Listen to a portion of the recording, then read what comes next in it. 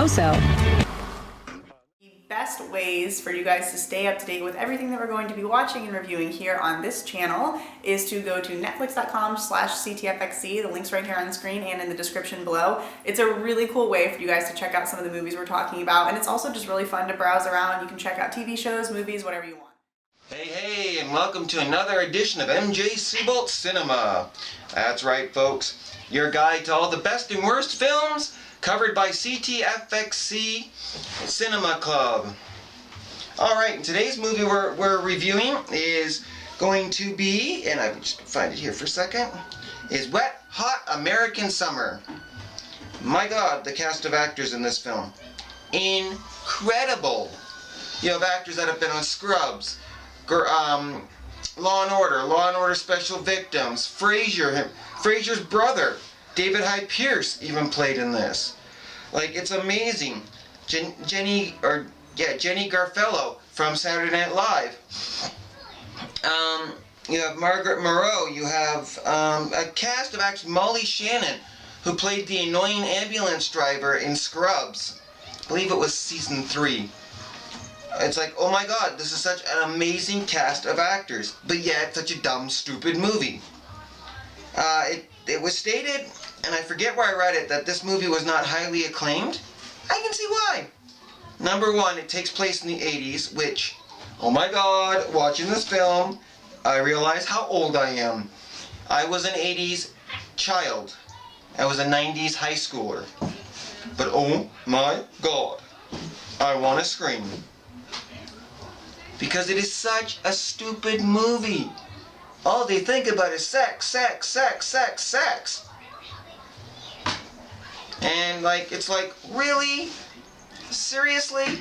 Come on. I guess that's why they called it Wet Hot American Summer.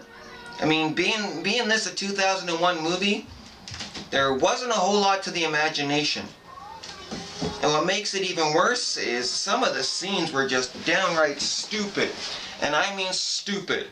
Like, they go to town, they get high, they eat McDonald's, they do a lot of dumb stuff like that. You know, snort cocaine, do that kind of stuff. All within what they called, when they came back, they're like, what a great way to spend an hour. And yet they sobered up from cocaine in an hour. Realistically, it doesn't work for me. Then there was the one scene where the lifeguard's like, yeah, just take the boat. You know, because he wants to make out with Elizabeth Banks, who, by the way, played the psychiatrist that JD on Scrubs has a baby with. And she played that in, I believe, 6, a little bit of 7, and believe she left in season 7 of Scrubs. Don't remember, but I'm getting through it. So this was just dumber than dumb. Like, if I never, ever, ever see this movie again, it will be good. I wouldn't even show this to my 20-year-old cousin. It's so dumb. Like, the actors in here, like I said earlier, were amazing. The cinematography, not so much. It felt like an 80s movie. Even the way the film was made, it looked like an 80s film. The costumes, the short shorts and the hoodies, and, you know, even the one girl was wearing what looked like, actually the girl, Jenny Garfello, who plays Beth, she even looked like she was wearing a shirt from the 70s. You know, her hippie era. It's like, really? I don't really have much good to say about this film. I'd give it a half a mustache. And only half a mustache. I mean, I had to watch it twice to understand it. The only thing I understood from the beginning was this was a summer camp, this was the last day, and here's the events that surround this very last day. Otherwise, not a thing.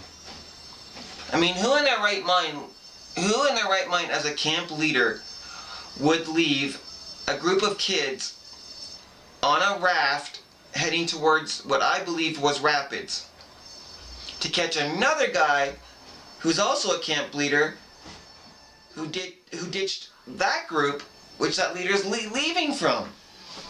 Like, really? This was just all fantasy.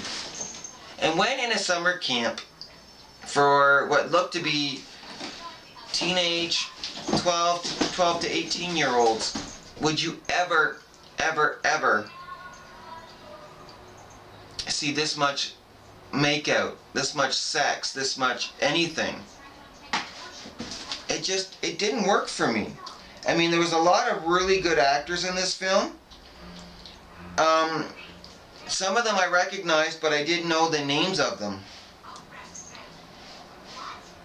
And that's how many good actors there were in this film. So, I don't know.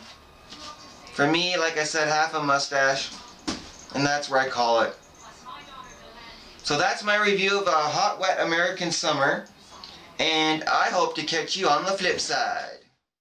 You guys, you can always let me know in the comments below any suggestions you might have for what you'd like to see us watch and review here on this channel. Don't forget to check out the link I mentioned earlier, netflix.com/CTFXC, to get your free 1-month trial of Netflix Instant Streaming. And also, I would love it if you guys would participate in CTFX Cinema. Also,